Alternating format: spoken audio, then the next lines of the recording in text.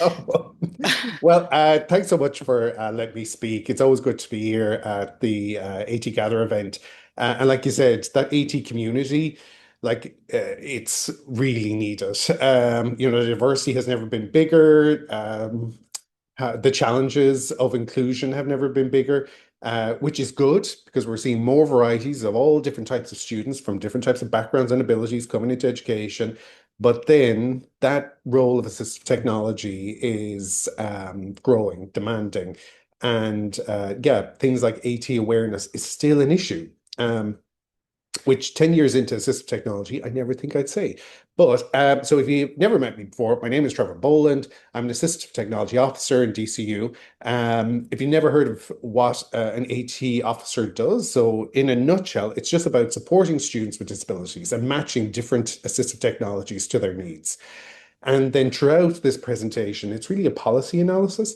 So I just want to acknowledge that before I talk about the policies, so I'm a staff member that even though I work as an assistive technology officer, I'm also a user of assistive technology as well. So I occupy what's called that space in between. So like as an insider and an outsider, I have a bias towards assistive technology on a professional level because I see it having a purpose for inclusion. And then on a personal level, because I use assistive technology, I see the potential and benefit of AT for myself as well. So I'm very biased about AT. So I just want to put that out there. And then the other thing that I just want to put out there, something that really has come to the forefront with me anyway in the last year is how I'm a third space professional. Universities are what's considered by Celia Whitchurch a binary kind of a space where professions exist. So there's teaching and non-teaching roles. So I'm in this in-between space again as a third space professional because the EU consider me a teaching profession, but I'm pretty sure my university might see me as more of an administration role. So there's another kind of tension between that. So between being in that space between and a third space professional, I might be coming at things from multiple angles as well throughout this policy analysis. So I've titled it AT-acadabra because 10 years in the role of assistive technology provision, uh, I can I didn't think I'd still be in the space where AT awareness would be still a challenge or a block. But as I'm even seeing reading more policies and analyzing more policies, I'm seeing that there is unfortunately a big extent of the absence of AT in different documents that are focused on inclusion. And I just find this interesting that that's still an issue with AT. So that's why, Erica, I really like that talk that you were talking about yesterday. Yeah, I really want to listen to that one. Um, so where I'm going to come from is a context, a work practice problem. And what my work practice problem is an AI related issue. So I'm going to be talking about assistive technology and AI from the context of a problem of practice that I'm currently having. So, and I'll talk about that in a slide that next. So the policy analysis is going to draw on the HEA generative AI policy slash framework that came about a few months ago. And that's the closest linked policy to this assistive technology AI problem of practice. And then the type of analysis that I'm going to be talking about, and this is a very diluted version of it to try and fit into the time here, is Carol Bacci's What's the Problem Represented to Be?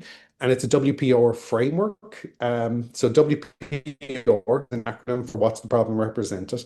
And I just came across this a few months ago, and I'm a big fan of it because, in short, it's really about looking at a policy from multiple angles and exploring that policy in different ways. So I'll talk about that in a little while.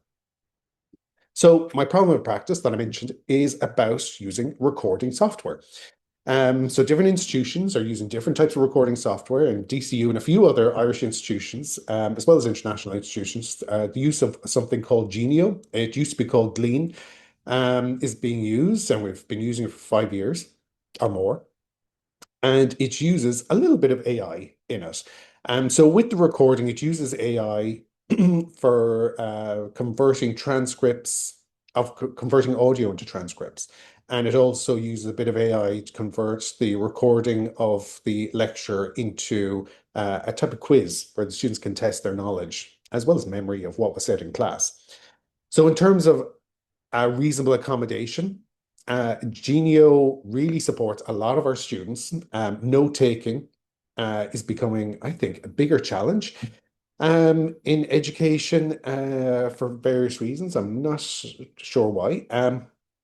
But Genio definitely, when matched to a student for note-taking and recording, really seems to be a game changer. So I don't work for Genio. There's lots of other tools out there. So I'm not going to be an evangelist for Genio. I'm just saying this is my real life context. So the problem that Genio is causing for the first time ever this year is that we're starting to get lectures quizzing the use of Genio in class because it uses AI. Now, recording tools in education have always been a bit problematic anyway, so that's nothing new. So that's why it's curious why Genio and its use of AI in the last year is causing just a few questions, and new types of questions that I wouldn't have encountered before. So just going deeper into the policy that'll be used, I suppose I'm leaning into the HEA Gen AI policy because the five core pillars that it talks about, one is equity. And when I read that first, I was really excited because I just thought this Gen AI policy is really going to help me. And it is an amazing policy framework to read. It's really well thought out, lots of different voices in it. And I suppose just from the get-go, I want to talk about that policy framework aspect of the HEA-Gen policy. So it acts as a framework to provide institutions with an initial framework to begin their own, I suppose, personalized institutional AI policy. And then as a policy itself, it really covers a lot. It's really robust and mentions a lot of things for institutions to think about when they're making their own institution AI policy. And it does a really good job of that. So I want to acknowledge that even though I'm doing a policy analysis, and there are a few criticisms will arise, that it is a really well thought out policy framework. And so even just to specify what generative AI is, because even conversations with staff, and I'm doing a course, and even my classmates, as well. Sometimes are a bit confused about generative AI. So, and I think the framework, the HEA policy framework, does a really good job of that. So it zones in on what generative AI is. So it's AI that is producing new type of content.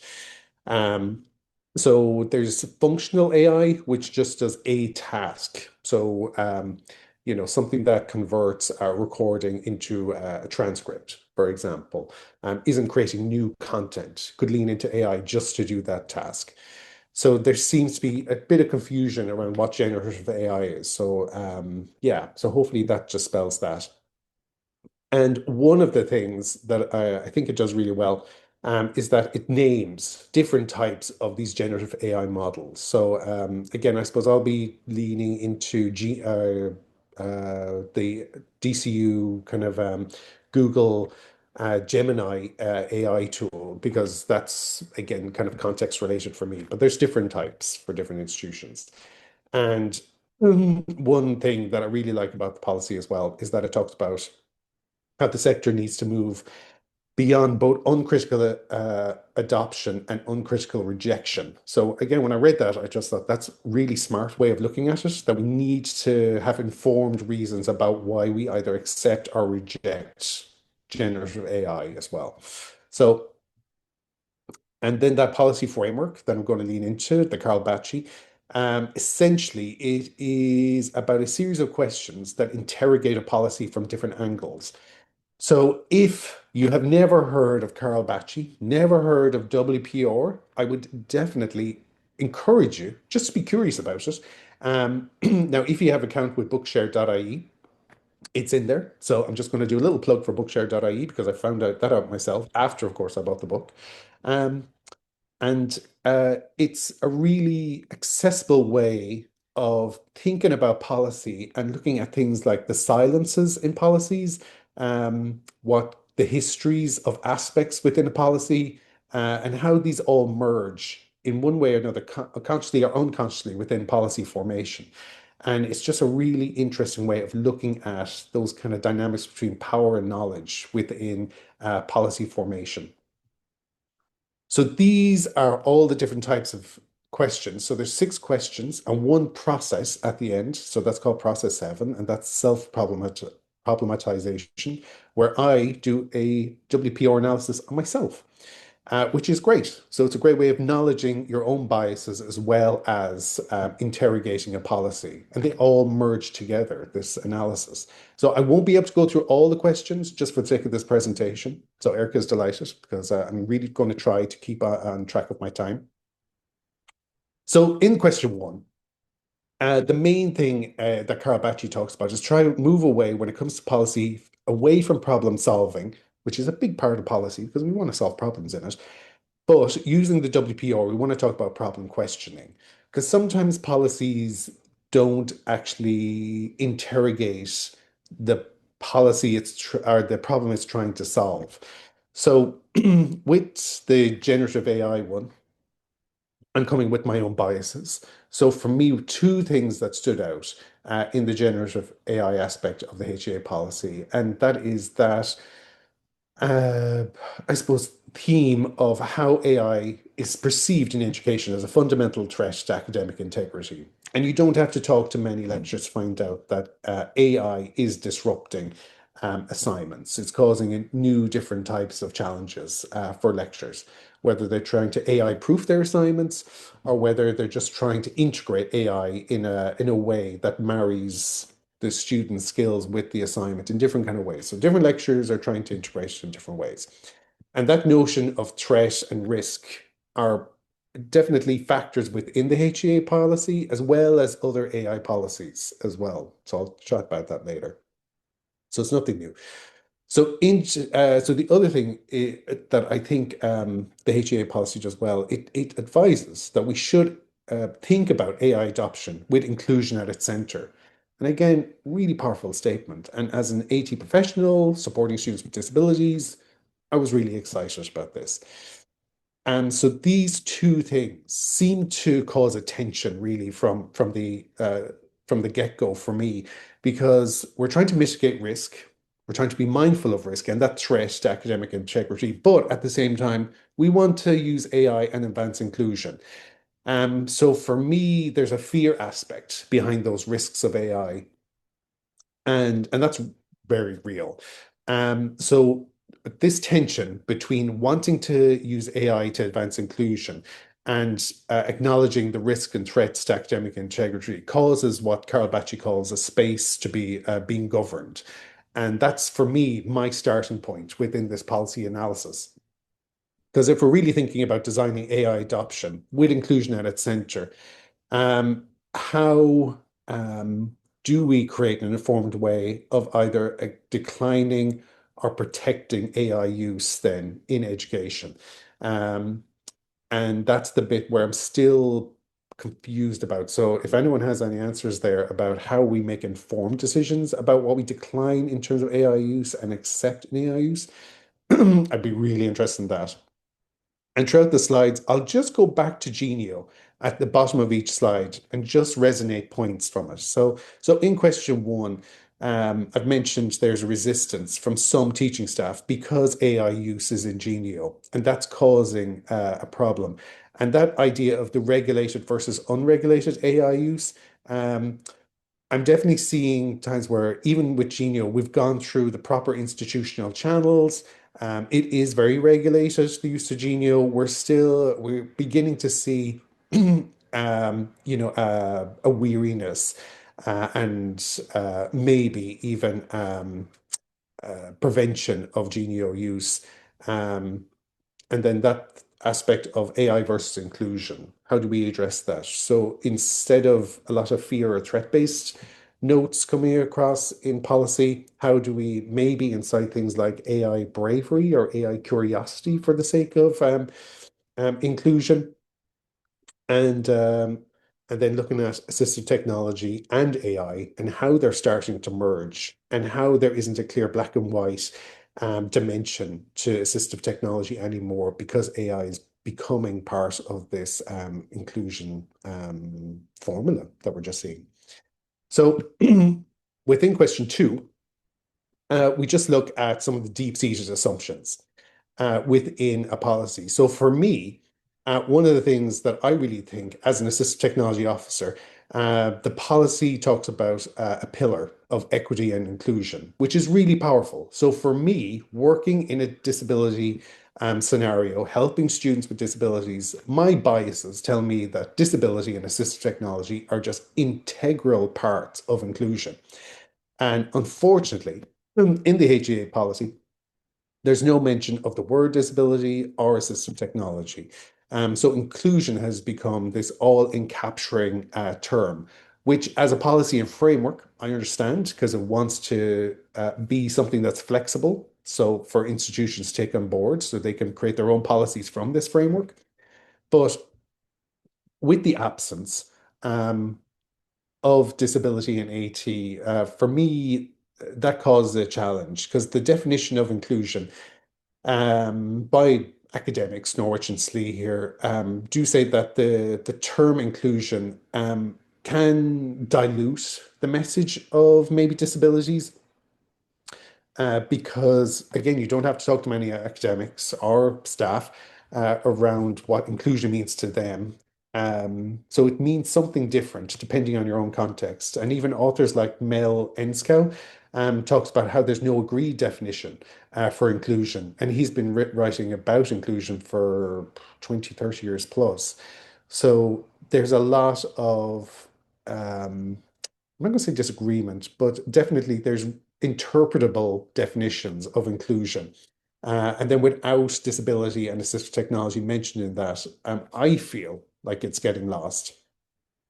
So this absence of disability, in a way, if we're really getting into our deep-seated assumptions, which Batchy is trying to encourage us to think, is that it could be viewed as acknowledging fails to acknowledge the exclusionary history of people with disabilities.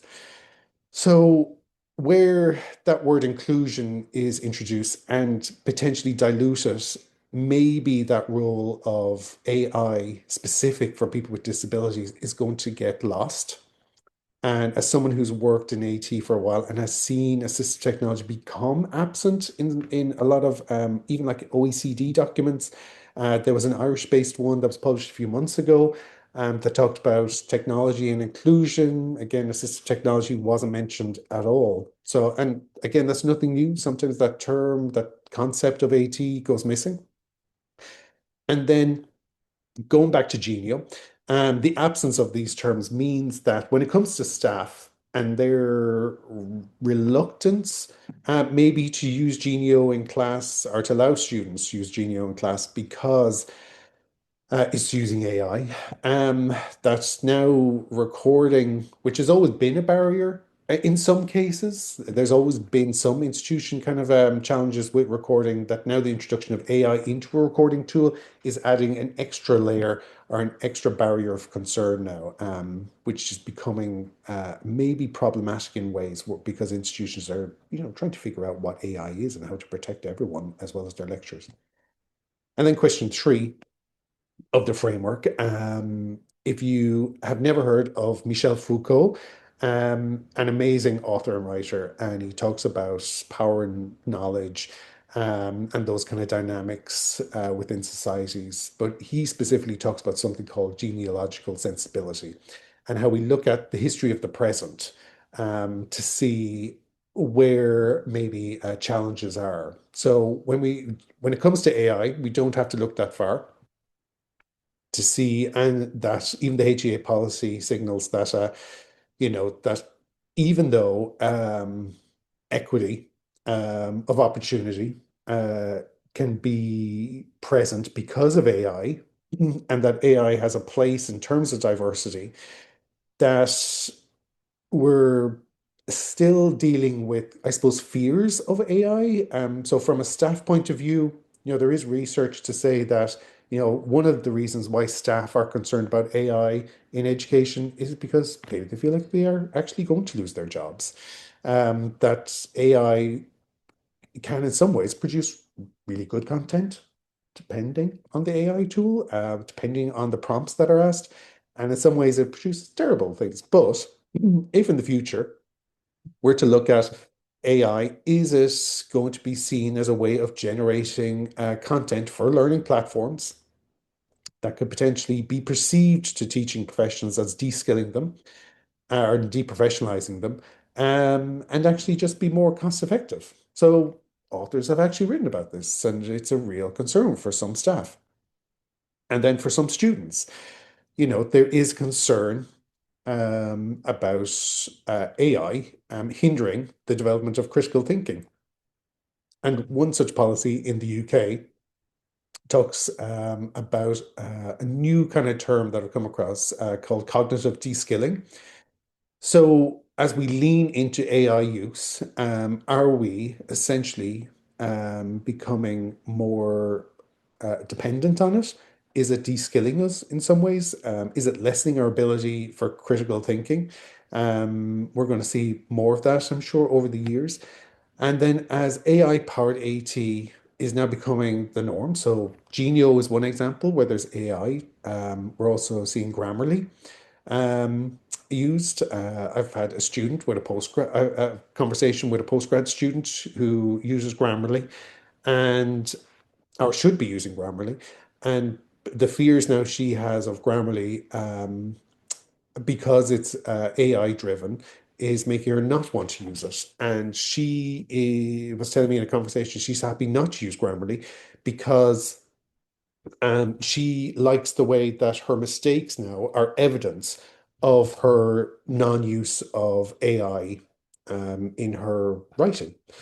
And I just never thought I would ever have a conversation with a student about that. So even for me, AI is posing new kind of conversations. It's creating new types of anxieties for students. Um, so again, this is becoming quite a complex issue within inclusive education. Um, so and then getting back to Genio, that policy, um, the HEA policy, which focuses on, if it could focus on more like positive awareness about Genio, I think one of the ways where that positivity or optimism about AI use is to even look at, the different ways Google tools are currently even using AI. Like we're a Google institution and we have voice typing within Google Docs, and that has aspects of AI. To make a really powerful, effective voice typing or dictation tool. Um, so I would have really thought like it would have helped if there were examples, perhaps, of just positive aspects of AI use in education, just to draw on, more multifaceted approach within the policy. And then with that more positive awareness, maybe of AI use in education, that would definitely promote maybe a different less fear-based approach to Genio then because it uses AI and more of an inclusion-based focus in terms of the Genio adoption within, certain staff allowing their students to use it. So then in question 4 of the WPR, Carl Bacci talks about like interrogating the silences, which is really interesting. So I suppose for me, AT professional, work in education, for 10 years, working under the medical model of disability, which, is pretty standardized even internationally. And one of the examples that really comes to mind for me when I think of AI and maybe slightly breaking boundaries with that medical model of disability, um, Gemini, generative AI tool used in our Google institution where staff and students can use it. I'm seeing definitely new ways, even myself as an AT user, uh, things that I do where I would photograph the page of a book. And there's a few things I've read that are quite dense, and maybe I would struggle with the terminology. So I'll photograph the page of the book and ask Gemini to make a plain English version of that photographed page, and it does a really good job of it. And it's actually helped me on numerous assignments try to figure out or tease out or detangle the meanings or interpretations in different types of documents that I'm reading. And then from talking to even my blind students, Some of them are leaning into Gemini or whatever AI tool that they're using to take photographs of diagrams within the curriculum, within the aspects of study that they're engaging with. And it's doing a pretty good job of describing the image and creating a text version of it. And we've tried some really complex, some horrendous diagrams that even as a sighted person, I'm struggling to make sense with, and it's doing a good job.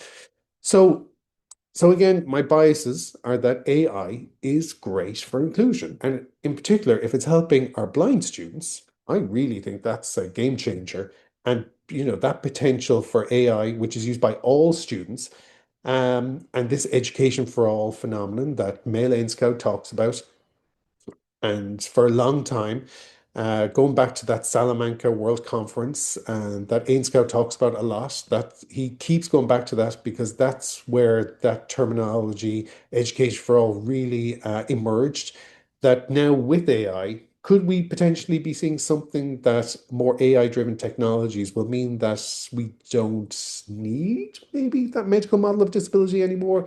We could actually move to a social model of disability because AI then is going to maybe perhaps help just inclusion, diversity with reading, writing, deciphering text, breaking down workloads, how we plan our time. Like maybe it is the thing that's going to help us with this bigger challenge of diversity. And an amazing researcher called Claudia Zorek did an amazing study on AT and even talked about how AT is just becoming and should become something that's no longer a niche tool, something that we should all be aware of, that should be permeating into all levels of education, that we should be seen just as this normal aspect of our education. And luckily, a great piece of research came out from the primary and secondary schools, I think it was January, February, about exploring assistive technology in education and seeing kind of gaps, and as well as good examples of great practices within schools and how AT hopefully is going to emerge more in the primary and secondary school sector. Because right now we have a lot in HE, but maybe not as much in the other levels. And then going back to Genio, even though Genio would be considered maybe a niche tool, because we use the medical model to assess the students to see whether they need assistive technology, whether they need assistive technology like Genio to help them, participate as equals in class. That maybe there will be AI tools that are available to all students within their institution that will help them with note taking. And that I think will be a major game changer. So we're not there yet, but there's definitely with AI curiosity and AI thinking around inclusion, maybe we are going to get to that point. So I skipped question 5 because of time. So how am I doing, Erica? Am I man Jackson my time? Yeah, you're all Erica's good. like You've got about 15 minutes. 50 minutes. Perfect. Okay, great. I might actually get through the slides on time. So question 6 of the Carol Batches talks a lot about when we're exploring a policy to draw on comparisons or links with national and transnational policies as well. So for that AI and inclusion problem of practice, really that I'm seeing, it did make me actually explore other AI policies, which I probably would not have done without the WPO framework. So the UN has a very robust AI policy. And again, that theme of threat and risk very strong through it. And maybe just a little positivity, maybe more about AI, would definitely help promote maybe more AI curiosity and more AI exploration. Because I realize right now AI has been has fallen on all of us, and perhaps it has been a huge shock to us. Um, so maybe our knee-jerk reaction is to view it as a threat, and to be weary of it. So hopefully, when the dust settles, we'll be able to have more wider conversations about it. The OECD also note AI, and positively mentioned about how it's crucial in empowering people with disabilities to live more independently, which is great. And absolutely, I think there's a position for that. I acknowledge my own biases towards that positivity. So the EU AI Act also talks about AI in education having the potential for inclusion, but at the same time, that piece about threat and risk, like most AI policies that I'm reading, the threat and risk part comes first, and then we see maybe that inclusion bit afterwards. So I would really love to read an AI policy that's inclusion first and then threat and risk second.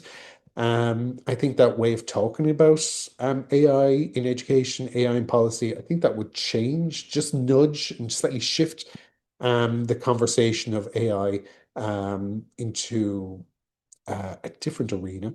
And then just moving back to our HEAI policy, that flexible language that it does really well to support the framework adoption for our institutions. Again, it does it really, really well.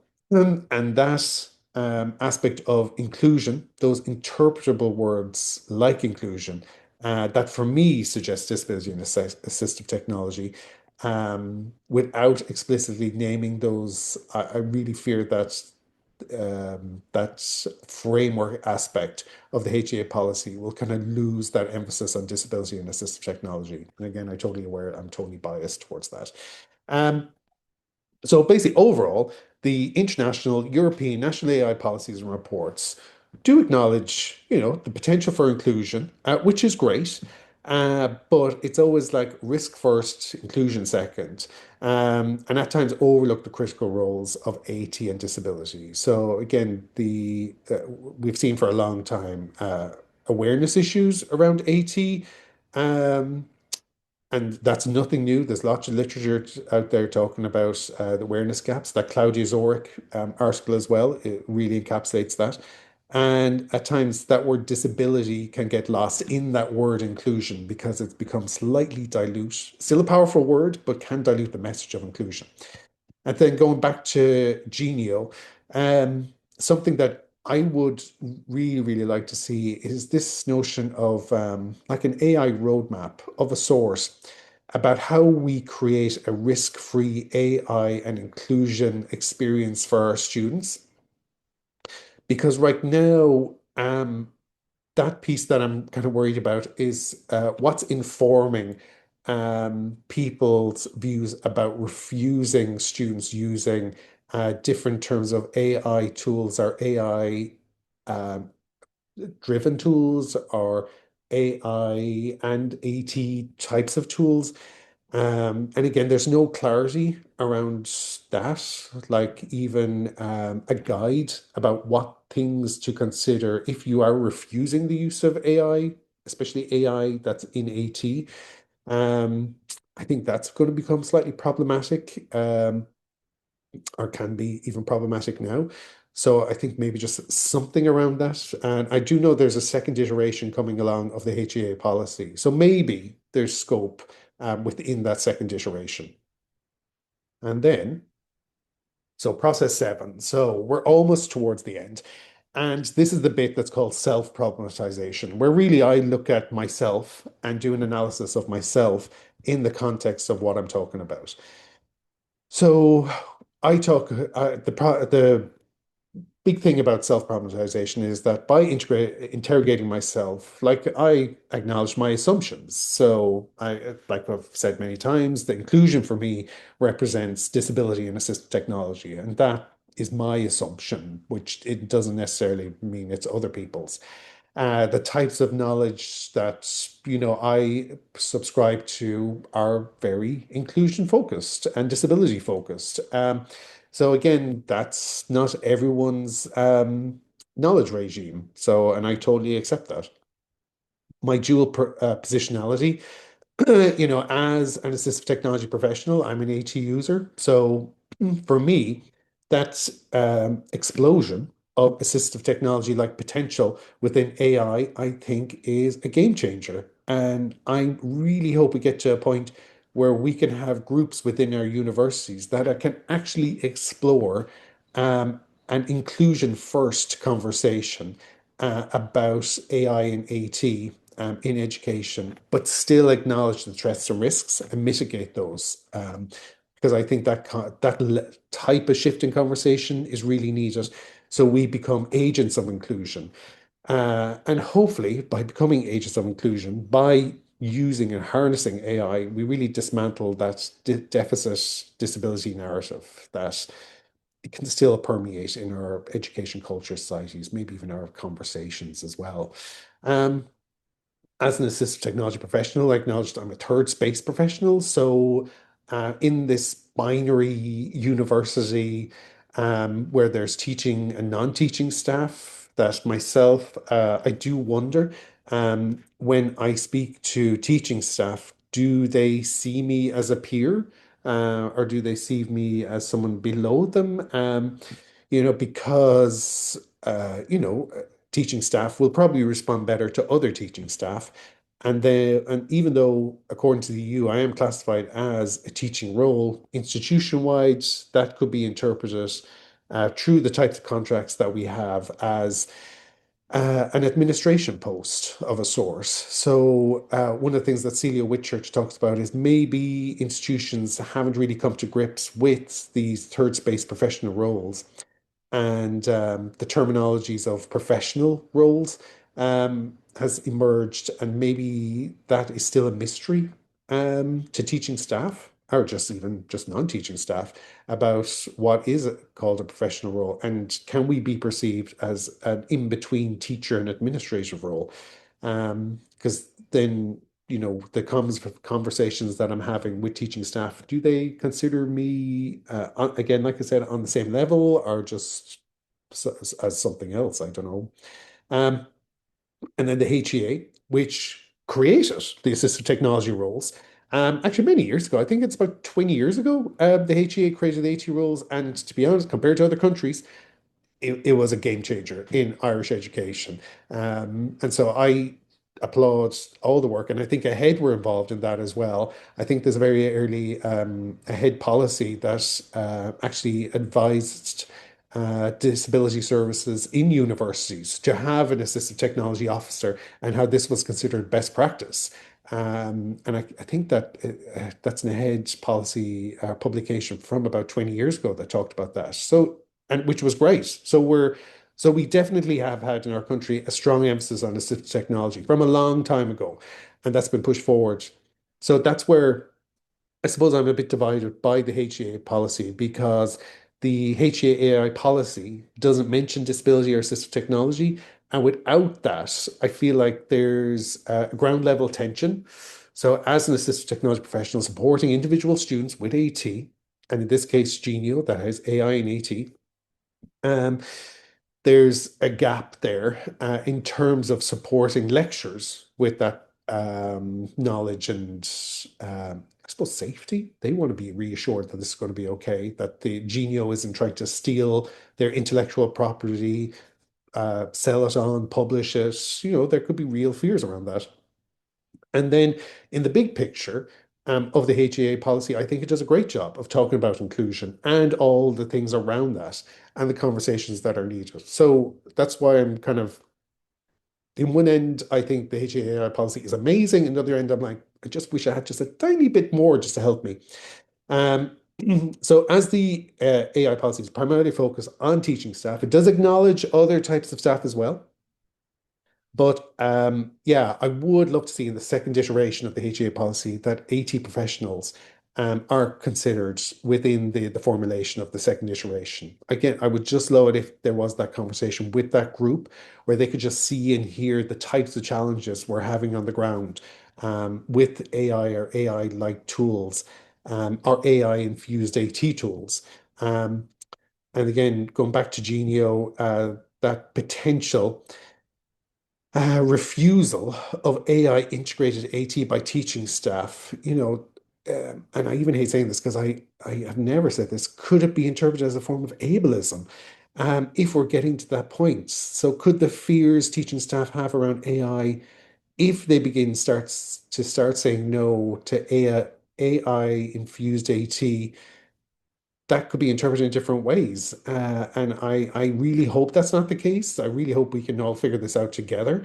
Um, to come up with ways of generating, as I said, that type of roadmap. So we're all clear together about what the actual problems are around AI and how we can, with the likes of Genio, use Genio and the AI tools in it, where both the staff and the student and the institution, even maybe that third party, all feel okay about it being used in the classroom and support that legal aspect of assistive technology to support, inclusion.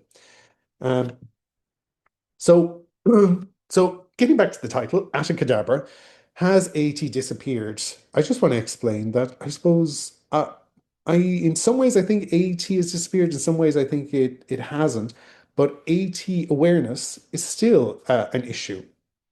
And even though I mentioned very briefly that document by the Department of Education for primary and secondary schools, and that publication came out, it's a chapter 7 of a document that will be released next year.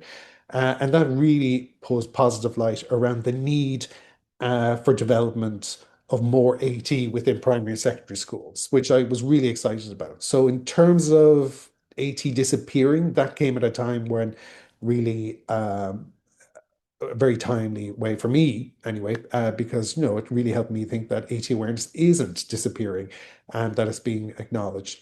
And those words, assistive technology and disability, can be missing, not only in the HEA document, but in lots of different types of documents and policies, because that word inclusion is becoming all encapsulating. And again, that message of disability can get diluted then within that broader meaning, interpretable meaning of inclusion.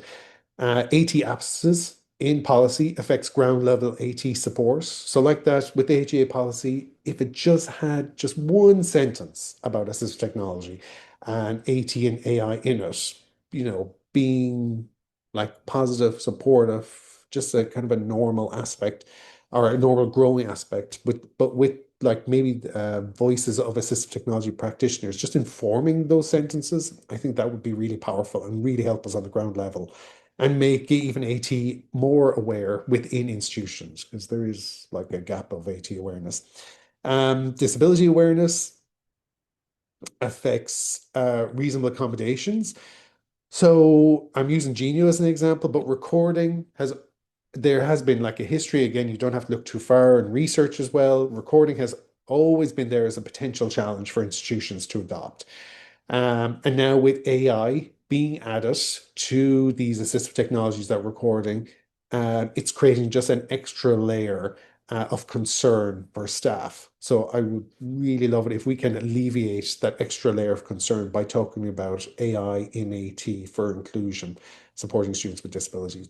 So AT practices are third space phenomenons in HE.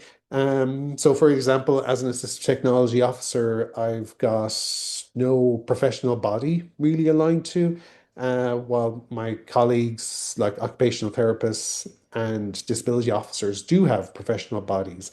We have a small assistive technology group in Ireland called Acton, which are really powerful and really great group of people. But maybe that professionalization of the assistive technology role isn't strong enough. And that's maybe one of the reasons why AT and this new layer of AI is becoming a challenge. And then AI for students with disabilities is becoming considered assistive technology, and research is emerging about that, which I find exciting. But at the same time, I'm hoping we can develop that as institutions become less fear-based around AI. So HEA created the AI policy and AT roles, which I think are both powerful. And I would love it if the HEA could merge those two together in the next iteration, and then AT and then AI, then disability with no age practice there. So essentially, what am I saying at the very end? I'm saying that it's a multi-layered process. So this policy exploration using Carl Bacci's WPR really showed me that where we are with assistive technology and AI is very complex in terms of our AT roles, awareness of around AI, the fears around AI, knowledge and awareness around AT, maybe knowledge and awareness around disability and reasonable accommodations as well. that is actually much more complex than what I thought originally when I did this. So, okay, I'm going to stop. Erica is doing the please over. Just stop so I can say a sentence. Okay. No, you're all good, Trevor. Thank you so much. It's That's so it. interesting, some of the research being done too. And I'd never heard of Carol Bocci, to be honest. So now I have. I'm glad I I, have. yeah, yeah, and actually, I only heard of her this year, and now, like, even I'm on this holiday, and I've got the Carl Bacci book that I even Mm, showed because I find I just flick open any page, yeah, and it's just every page is just full of some amazing insight yeah. into policy and how we should think about things, and I It just can't let helps. it go. Yeah, it helps. It helps to make it's like if it's something, I wish it was something I read 20 years ago or 30 years ago. I think it would have profoundly changed how I viewed just policy and especially aspects of like power knowledge in society. Mm, Because it's like it's unveiled this really powerful conversation within myself yeah. and things that I should have seen like a long time ago. Well, it's easy to say that, but yeah, you Yeah, don't know what you're missing until you know what you're yeah, missing, until really. you So see it. Yeah, yeah. That's definitely, right. yeah, we might just leave it open for questions for a few minutes before we move into a quick break. Lots of really positive feedback in the comments there, Trevor. I don't know if you've seen it, but Oh, I to be honest, do you know, I'll unshare my screen. I'll stop oh, you're sharing. fine. And I'll say so apologies, I didn't look at the things that I normally Oh, have you're two fine. computer screens. So here I just have a laptop screen, so it's a In tiny your bit mansion, tiny. you only have one screen in your In mansion. my mansion, yes, yes. But yeah, so people are probably Grammarly just rebranded. They're now called Superhuman for real. Oh, I did not know that. Okay. Yeah. Superhuman Go. Yeah. So even like AI, like I suppose I'm talking a lot about Genie or not Genie, but Gemini or Google AI tool because yeah, I really see so much potential even with our blind students, even with our Mm, dyslexia students using Genio that like I'm even saying like what's terrible is that even the students and even some of the students on the course I'm doing, one in particular, there's just now this fear and anxiety around using AI for anything. yeah, we And hear that a lot as well. Yeah. I just I'm getting so like puzzled by it because like I find I'm leaning into Gemini a lot. Mm, And Gemini is becoming my study buddy. It's like and I even though I'm very active in our group, we have an online group in our course and I'm asking questions and I'm seeing that the nature of people's lives are just getting really busy. It yeah. might take people a few days to get back with a question, or people just don't have the time to answer the question at all in the group. Do I wait a few days for someone to get back, or do I lean into Gemini to help me? Yeah, there is a question there. Yeah. So were your lecturers generally okay with the recording aspect of Genio? Was it just the Yeah. AI aspect that caused concern? It's the AI aspect, yeah. Mm, And do you know what what was really strange about the whole Genio thing is that by the time I explored Genio itself, I realized Genio doesn't use generative AI at all. mm, So, and that came about, and this took like about 2 months to figure out because I assumed it was generative AI. Um, and then it was a conversation. We actually brought in very nice guy from Genio into an assistive technology group. And we had it one Friday, and I think it was about a month ago. And I was saying, like, God, how do we mitigate this generative AI thing? And he was like, No, I have a whole web page about how it's not generative AI and how it's functional AI. And I was like, oh my God, this is great. So maybe uh, it's the name, the uh, Genio. I don't know. it could be, yeah. And Mm, it's probably not helping. But yeah, so even I thought I knew what generative AI was and functional AI was, and I was wrong. yeah, Um, so even the different types of AI and the confusion around it, because there might be a lecturer who thinks like, my intellectual property is being sold off by Genio, yeah, and we've gone through all the channels. They've given us, and Genio have been very good. They've given us all the information about what tools are used and how they're used. Um, I feel like it's just coming down to maybe in some cases just us versus them, which, mm, as university professionals, like I don't want that scenario. I just want us to be all on the same side Yeah. and I think, just kind of yeah, say, that's yeah, clear from your like, presentation too. yeah. Yeah. So Perfect. Well, thanks so much. A lot of really positive comments coming in there. People saying it's fantastic and they learned a lot. So huge, huge thank you, Trevor. It's hard to cut off such a good conversation, but we just have to keep it moving. that's Um, okay. That's all right. But feel free, anybody who's more curious, just like email me, trevor.boland@dcu.ie. I'm happy to have chats because I'm still trying to figure it out. And I don't know what that looks like. Yeah, but I'm curious that's if what anyone it's all knows. about, though. Like Yeah, you're never gonna have a true answer. Sorry, absolutely. sorry to burst your bubble. But it's also always evolving, so it's understandable. Yeah, and things are even evolving faster. Like even in the course that I'm doing, what's really just it was this throwaway comment by our lecturer that even policy analysis frameworks are Mm, having to change because policy is changing so fast that yeah, new types of frameworks are having to be created to deal with the fast-paced nature of policy now because just everything's changing so fast. yeah, And for me, that I had to actually kind of go like, oh my God, what does that mean for me? Like, what does that mean for me in 2 years' time or 3 years' time in AT? Like, what's going to be evolving and emerging faster than anything I expected before? yeah. And how's that going to impact on my work with students and the types of thinking that I need to do to be able to support my students? Yeah. Yeah, I get you. Anyway. Okay, well, before we move on, we're moving over to MTU now with Jane. We might just give you a couple minutes break just to, maybe stretch out a bit, grab a drink, coffee, not a drink. It's only 11 a.m. A coffee or a water. We'll be back in a couple of minutes. So we might say 11:03, just a quick little brain refresh, and we'll be back. Sorry, I know you can see the time changing there. So we'll be back with Jane at 11:03. So we'll see you soon.